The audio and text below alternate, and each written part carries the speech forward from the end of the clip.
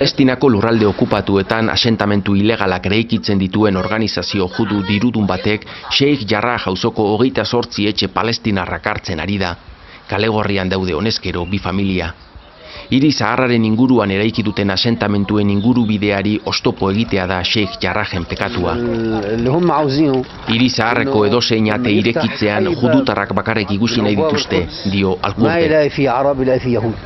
1967an Zisjordania okupatu eta Jerusalem ekialdea Israeleko udal gobernuaren barruan bildu zuten ezkeroztik eta bereziki Osloko akordioen ondoren asentamentu judutarrak geratu gabe hasi dituzte okupatutako lurraldeetan.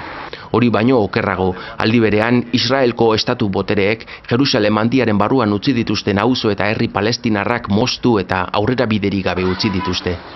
Silwanen lurra konfiskatu dizkiete, Jabal Muktabarren gune berde bezala kalifikatu edo azterketapean esauian.